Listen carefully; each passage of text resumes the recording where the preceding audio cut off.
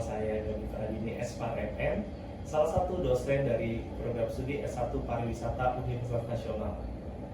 Pada kesempatan kali ini saya ingin memperkenalkan diri. Bidang karir saya yaitu mengajar pada bidang mata kuliah 1. Manajemen pemasaran pariwisata, 2. Pemasaran bisnis event, 3. Manajemen event, 4. Ekowisata dan pariwisata berbasis masyarakat. Dalam setiap perkuliahannya, saya melaksanakan teknik pengajaran, yaitu pertama adalah penyampaian materi melalui ceramah dan presentasi. Yang kedua adalah interaksi melalui tanya jawab, dan yang ketiga adalah penilaian melalui penugasan dan penilaian perilaku. Salah satu mata kuliah yang saya ampuh adalah mata kuliah manajemen pemasaran pariwisata, ditawarkan sebanyak 3 SKS. Dalam mata kuliah ini memiliki bobot, yaitu 1 adalah perilaku 10%, 2 tugas sebanyak 20%, 3 UTS sebanyak 30%, dan juga yang keempat adalah UAS sebanyak 40% dengan total 100% penilaian. Dalam perkuliahan ini, mahasiswa diharapkan untuk mampu memahami 1. Dasar-dasar pemasaran dalam sektor industri pariwisata. Kedua, perencanaan dan strategis perusahaan pada bidang pariwisata. Ketiga, lingkungan pemasaran dalam industri pariwisata. Keempat, perilaku konsumen. Kelima, pasar bisnis pariwisata. Keenam adalah STP, segmenting, targeting, and positioning. Ketujuh adalah produk life cycle. Kedelapan adalah penetapan harga. Kesembilan adalah motivasi konsumen. Kesepuluh adalah berkomunikasi dalam memasarkan. Kesebelas adalah e-commerce yang pasti di dalam sektor industri pariwisata. Sesaat lagi saya akan tampilkan video pembelajaran saya sebagai syarat untuk penyusunan Sermes. Atas perhatian dan kerjasamanya saya ucapkan terima kasih banyak. Wassalamualaikum warahmatullahi wabarakatuh. Baik, assalamualaikum warahmatullahi wabarakatuh. Waalaikumsalam warahmatullahi wabarakatuh. Selamat pagi semuanya. Pagi, Pak. Salam sejahtera untuk kita semua. Ya, pertama-tama Bapak perkenalkan diri dulu ya. Nama Bapak adalah Bapak Gani Pradini Espar MM. Kebetulan Bapak sekarang mengajar dalam mata kuliah manajemen pemasaran pariwisata. Nah, pada pertemuan pertama kali ini, sebelumnya Bapak akan mengenalkan diri Bapak. Ya, Bapak ini pernah bekerja di beberapa perusahaan dalam bidang pariwisata. Yang pertama di sini ada IDECON. IDECON itu adalah NGO ya, atau non-government organization. Ya, Bapak dulu sebagai bagian program development. Ini adanya di Tebet Timur Raya, dan dia mengurus tentang NGO Ecotourism.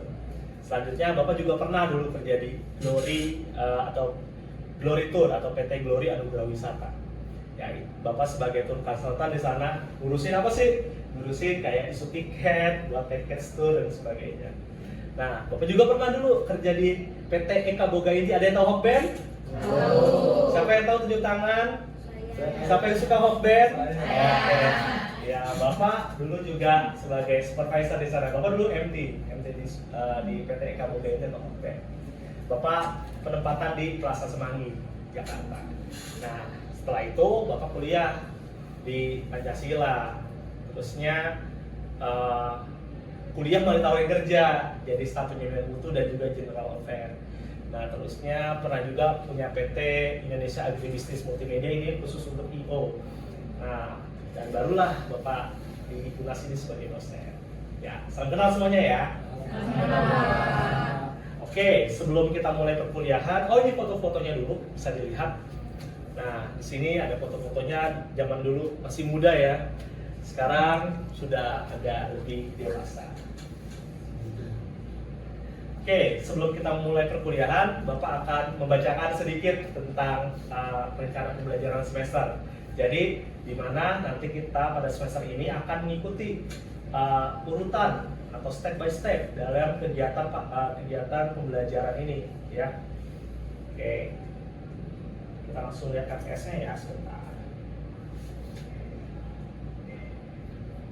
Oke, di sini ada RPS pembelajarannya ya. Kita dari pertemuan pertama nanti sampai pertemuan terakhir itu adalah pertemuan ke-6. Jadi nanti di pertemuan 8 ada UTS. Baru pertemuan 16 ada UAS. Oke, pertemuan pertama dan kedua ini nanti kita akan membahas ini.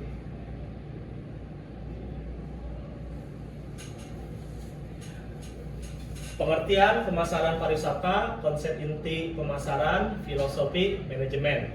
Nanti dan juga filosofi manajemen pemasaran. Nanti pertemuan kedua baru membahas membangun hubungan pelanggan dan perkembangan pemasaran yang baru. Jadi untuk kemampuan akhirnya yang diharapkan bisa kalian lulus adalah mahasiswa mampu memahami dasar-dasar pemasaran, menciptakan nilai pelanggan melalui kepuasan pelanggan, dan membangun hubungan dengan pelanggan dalam sektor industri pariwisata. Itu untuk pertemuan pertama. Dan kedua. Nanti pertemuan ketiga selanjutnya mahasiswa mampu memahami secara umum perencanaan dan strategi perusahaan dalam sektor industri pariwisata. Terus mahasiswa memahami lingkungan pemasaran dalam sektor industri pariwisata. Terus yang pertemuan kelima adalah mahasiswa memahami konsep pembelian konsumen, mampu mengetahui pasar, perilaku pasar dalam sektor industri pariwisata. Nanti ada kegiatannya mereview jurnal.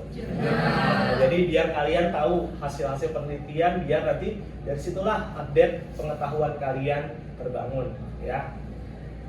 Sampai nanti ke pertemuan ke-8 UTS, lalu ke UAS. Ya, nanti kalian bisa lihat sendiri di RPS pembelajaran yang sudah ada di web kuliah.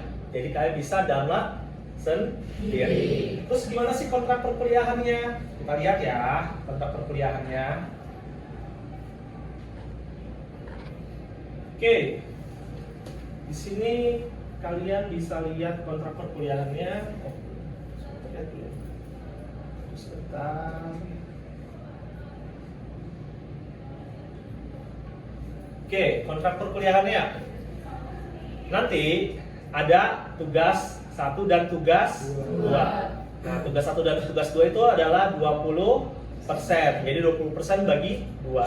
Nah, jadi tugas itu 20% gabungan dari tugas 1 dan tugas 2. Terusnya sikapnya 10%, UTS 30% dan UAS 40%. Apabila kalian kurang dari 8 kali pertemuan masuk, kalian tidak boleh mengikuti UAS. Jadi Bapak harap kalian bisa mengikuti perkuliahan sebaik-baiknya dan juga bisa masuk setiap hari yang malah, ya. Oke, sampai sini sudah jelas untuk kontrak perkuliahan dan RPS-nya? Jadi kita langsung aja ke materi ya. Oke, bab pertama adalah pemasaran, mengatur hubungan pelanggan yang menguntungkan. Kalau kalian dengar-dengar kata pemasaran, apa sih di benak kalian? Pemasaran ngapain sih? Pemasaran ngapain sih? Promosi. Apalagi? Menjual. Apalagi? Membeli. Apalagi? Memasarkan produk atau jasa. Apalagi? Memperkenalkan produk. Oke, jadi di sini kalian sudah sedikit tahu nih ya apa itu yang dimaksud dengan pemasaran. Kalau secara teorinya kalian sudah Bapak akan kasih tahu nih. Ya. Jadi tadi yang kalian sebutkan itu kayak promosi dan sebagainya itu adalah bagian dari pemasaran. Pemasaran itu lebih umum lagi. Nah, kegiatannya apa sih? Kalau menurut Kotler ada namanya kita sebut adalah 4P. Itu adalah komponen-komponen dari dimensi pemasaran. Ada apa aja sih? P pertama, promotion atau promosi. Bagaimana bentuk promosinya? Terusnya yang kedua ada produk. Bagaimana bentuk produknya, packagingnya dan sebagainya. Terusnya ada price, harga. Harganya berapa? Terus yang terakhir ada place atau tempat. Kok kalian pada pintar ya, tepuk tangan dulu dong. Ya, jadi kan sudah memahami ya Tadi sedikit kita kasih bocoran tentang 4P. Jadi yang tadi kalian sebutkan dari ada promosi dan sebagainya itu adalah bagian dari pemasaran. Dan lebih jauh lagi, pemasaran nantinya adalah untuk menangkap nilai dari pelanggan yang nantinya akan membuat pelanggan bisa membeli produk kita hasilnya ya. Produk di bidang pariwisata. Selain membeli produk juga bisa mendapatkan loyalitas. Nanti dampaknya loyalitas apa? Dia bisa membeli kembali atau bisa datang kembali, rebuy atau revisit. Apalagi kalian nih di bidang pariwisata, bisa banyak sekali nih prospek untuk memasarkan produk-produk dan pelayanan-pelayanan di bidang pariwisata. Kalau yang di gambar ini kalian bisa lihat ada apa nih? Polisi, oke. Polisi atau satpam? Security? Polisi atau security? Security, ini terus ini apa? Pramugari, ini di hotel nih. Ini front office. Terus ada manager. Terus ada chef. Ini bagian housekeeping dan juga bellboy. Itu adalah salah satu kegiatan di bidang pariwisata. Oke, pertemuan pertamanya akan menjelaskan tujuannya dulu nih. Mendefinisikan pemasaran dan membuat kerangka langkah proses pemasaran dan contoh kasus di bidang pariwisata. Yang kedua adalah menjelaskan pentingnya memahami pelanggan dan pasar dan mengidentifikasi 5 konsep inti dari pariwisata, pasar pariwisata. Oke, dan yang ketiga adalah mengidentifikasi elemen kunci dan strategi pemasaran yang digerakkan pelanggan dan mendiskusikan orientasi manajemen pemasaran yang memadukan strategi pemasaran. Oke, kita langsung aja. Yang selanjutnya mendiskusikan lagi manajemen hubungan pelanggan dan mengidentifikasi strategi penciptaan nilai bagi pelanggan. Nanti ada prosesnya. Terusnya mendeskripsikan tren dan kekuatan utama mengubah ruang lingkup pemasaran dalam era hubungan saat ini. Ya, saat ini kan udah modernisasi ya. Pasti akan lebih banyak sekali inovasi di bidang pemasaran. Oke, ini konsepnya. Kajian konsepnya ada perusahaan yang berhasil pada saat ini, baik perusahaan besar atau kecil, laba atau nirlaba, domestik atau global, memiliki fokus pelanggan yang kuat dan komitmen besar terhadap pemasaran. Kalau kita lihat yang paling sederhana, kalau kalian lihat ibu-ibu zaman sekarang, kalau nggak ada kegiatan, dia jualan apa tuh di depan rumah? Minuman apa? Pop ice. Ya, pop ice. Kalau dia jual pop ice, bagaimana supaya bisa menarik pelanggan, bisa beli? Dengan cara apa? Dia melakukan apa tuh? Produknya diapain? Digantung-gantung biar kelihatan jualan pop ice ya. Terus toppingnya dikasih yang banyak, yang kejunya banyak. Terus di apa lagi? Dia buat apa tuh? Dinner. Terusnya dibuat apa lagi? Tempatnya harus yang kelihatan strategis secara sama orang gitu ya. Jangan kealingan sama pohon dan sebagainya. Nah, itu contoh konsep kecilnya aja. Dengan itu orang yang berdagang pop ice, ibu-ibu menggunakan konsep dari pemasaran ya. Produknya gimana, terusnya bentuk promosinya seperti apa, terusnya tadi tempatnya gimana. Nah, dari hal kecil itu ya sudah bisa memikirkan bagaimana supaya bisa melakukan pemasaran agar produknya laku. Oke, tujuan pemasaran adalah membangun dan menata hubungan pelanggan yang menguntungkan. Kalau kamu lihat nih, beli baju, misalnya, kalau suruh milih, mendingan Hush Puppies atau merek-merek Ramayana? Hush Puppies. Mendingan beli tas Louis Vuitton atau beli tas Dior? Dior. Hah? Mahalannya LV padahal. Oh, lebih suka Dior. Nah, ini salah satu contoh pelanggan yang loyal. Ternyata si Lian sudah punya Dior nih. terusnya ternyata Louis Vuitton lebih mahal tuh ya. Nah ternyata bagi si Lian dia lebih suka Dior bagaimanapun walaupun harganya lebih murah gitu. Berarti dia sudah loyal terhadap produk di Dior. Berarti dia Diornya banyak ya, tepuk tangan dalam Jadi si Dior itu berhasil membangun hubungan dengan pelanggan yang saling menguntungkan. Si Liannya seneng pakai tas Dior, terusnya Diornya apa? Itu salah satu contoh kecilnya ya. Oke, selanjutnya pemasaran berusaha menarik pelanggan baru dengan menjanjikan nilai yang lebih unggul dibandingkan yang lainnya. Ya, contoh, kalau kalian pergi ke Dufan, terusnya kalau di Dufan itu kelebihannya dibanding dengan Trans Studio apa biasanya? Ada paket apa? Pasrek ada, Dufan ada, Trans Studio ada. Ada paket apa yang membedakan Dufan sama Trans Studio? Annual Pass. Di Trans Studio belum ada ya? Oke, Annual Pass. Good, apalagi? Bisa apa lagi tuh? Bisa ini, bisa apa lagi? Biasanya ada paket bundling. Ya, bisa pergi ke Dufan, terus sekaligus pergi ke Atlantis atau pergi ke Gelagah Samudra atau Ocean Dream Samudra gitu ya. Jadi karena destinasinya dia terpadu, ada beberapa destinasi di dalam satu kawasan, jadinya si Dufan manajemennya lebih fleksibel untuk bisa membuat paket bundling dibanding Trans Studio. Terus kalau menginap bisa di Putri Duyung resort, hotel juga banyak, ada mall juga di dalam Ancol ya. Bisa juga main ke pantai. Nah itu berarti disebutnya bisa menarik pelanggan. Biasanya kalau orang ke Jakarta dari daerah pasti maunya ke Cibubur atau ke Dufan.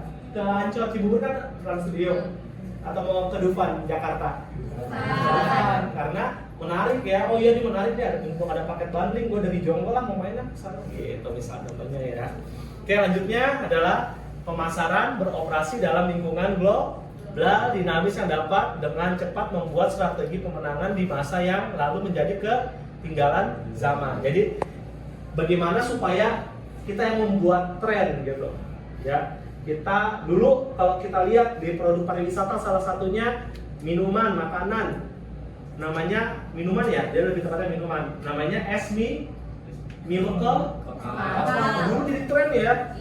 Banyak sekali yang buka. Ada yang pernah makan nggak ini es Milo kepal di tangan? Gak ada yang makan? Oh pernah. Ada lagi? Gak pernah ya? Oh dia sukanya di itu dia yang apa silver spoon ya. Ya jadi itu jadi tren ya. Kalau kita minum teh yang pakai ini kan ketinggalan zaman ya. Sekarang ada menanti, ada apa lagi? Teh Solo, terus ada apa lagi? Tebu, haus. Dulu kopi ada bentuknya, kopinya itu yang pakai aqua, ingat gak? Yang kayak tempat gelas, plastik gelas. Nah sekarang udah nggak ada ya, atau jarang, masih ada tapi jarang ya. Nah sekarang udah ada yang didorong tuh sekarang apa? Jago, ada apa lagi? Haus dan jiwa udah mulai merambah ke pasar yang lebih murah atau ke kalangan yang lebih menengah ke bawah gitu. Jadi mereka udah mulai tuh mengambil target pasar yang ke sana. Oke, agar berhasil perusahaan harus sangat fokus pada pasar. Nah, sekarang pertanyaannya, apa itu pasar? Apakah pernah ke pasar? Pernah. Apakah pernah ke pasar? Nah, tapi di sini pasar bukanlah tempat. Kalau pasar itu tempat adalah pasar sebagai tempat adalah tempat bertemunya penjual dan pembeli. Konsumen, ya. Siapa sih konsumennya CGV? Siapa konsumen CGV? Sinema. Remaja-remaja, orang-orang yang suka nonton film gitu ya. Siapa sih konsumen yang nasi uduk? Suka beli nasi uduk siapa? Hah? Ah, tukang yang beli nasi uduk? Tukang bangunan? Dia kan bisa terus Apa? orang-orang itu Orang-orang sekitar. Oh, biasanya mama beli nasi uduk buat keluarganya yang pagi-pagi ya. Ada nasi uduk, ada Gorengan. ya gitu ya. Di sini dimasuk konsumen bukannya dimasuk pasar bukannya tempat, tetapi konsumen. Atau kalau kita di pariwisata disebut dengan wisatawan. Ya, masih ingat ya konsep wisatawan adalah orang yang berpergian dari satu tempat ke tempat lain untuk bersenang. Ya, dari rumahnya ke tempat destinasi wisata untuk bersenang-senang. Kalau menurut Oka Oyuti masih ingat something to see, something to do, something to buy. Apa yang kamu lakukan, melihat-lihat apa yang kamu lakukan di sana, atau berenang, atau main jet ski, atau apa, dan juga membeli oleh itu menurut Oka Oyuti. Oke, nah dari sinilah terbentuknya industri pariwisata. Nanti kalian bisa lihat pasarnya nih. Nih, ini pelanggan-pelanggannya nih. Wisatawan sebagai pelanggan dari sektor pariwisata. Pergi kemana? Ke destinasi pariwisata, objek-objek pariwisata. Ini masih ingat ya konsepnya? Kalau menurut IGD Pitana, apa itu destinasi wisata terdiri dari tiga A. Apa aja? Atraksi, terus amenitas, aksesibilitas, dan satu lagi fasilitas pendukung. Nah, masing-masing ini punya pasarnya nih. Wisatawan untuk bisa menikmati layanan dan juga produk yang ditawarkan, yang dipasarkan. Contoh, di sini objek wisata pantai, berarti kan orang-orang maunya ngapain? Berjemur, bisa berenang. Siapa yang suka di sini pijit-pijit? Surya, Surya, oke. Pijitnya pijit yang biasa aja ya. Ya, terusnya di sini siapa yang naik kereta? Nah, kereta juga unsur dari destinasi pariwisata yaitu aksesibilitas. Kereta, kalau jalan-jalan naik kereta pernah nggak? Keluar kota?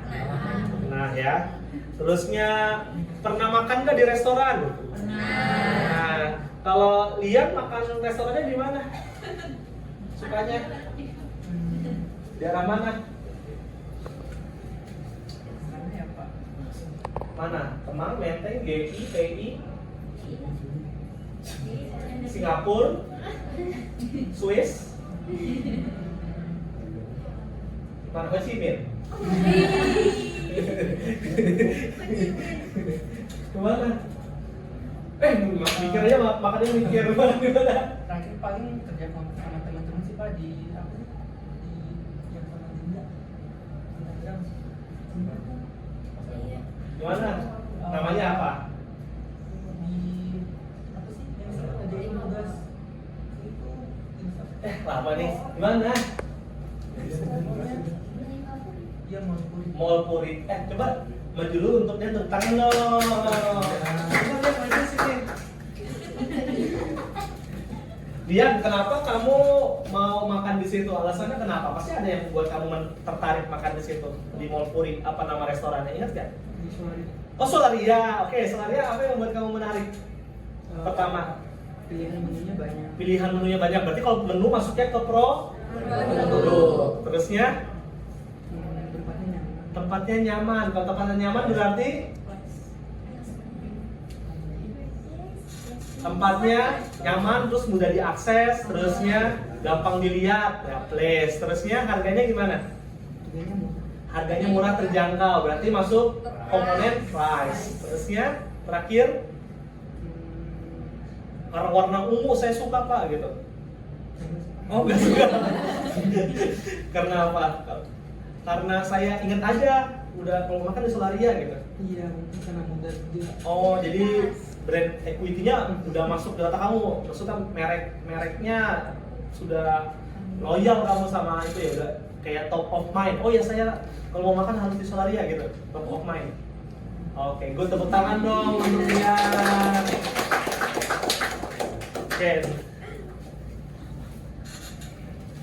Oke, tadi Bapak udah singgung ya, pemasaran adalah proses di mana perusahaan menciptakan nilai bagi pelanggan dan membangun hubungan pelanggan yang kuat untuk menangkap kembali nilai dari pelanggan. Salah satunya tadi ternyata contohnya dari Lian, dia udah mulai loyal sama Dio, sama Sola. Iya. Ya. Terusnya proses pemasaran mencakup 5 langkah. 4 langkah yang pertama menciptakan nilai bagi pelanggan. Oke, ini contoh dari pertama, ini adalah bentuk dari amenitas ya, ini amenitas, dan juga kita lihat di sini untuk 4 langkahnya ya. 4 pertama ini dari kita, ini dari pelanggan ya. Yang pertama adalah memahami pasar dan kebutuhan serta keinginan pelanggan. Nah, kalau kita lihat nih, kira-kira di UNAS ini apa yang dibutuhkan mahasiswa, makanan apa yang dibutuhkan oleh mahasiswa? Pertama, yang harganya terjangkau. Yang kedua, bikin kenyang. Ketiga, Enak. lebih baik enak atau lebih baik kenyang dulu? Enak. Enak dulu baru kenyang. Iya. Harga poin keberapa nih buat mahasiswa? Pertama atau pertama?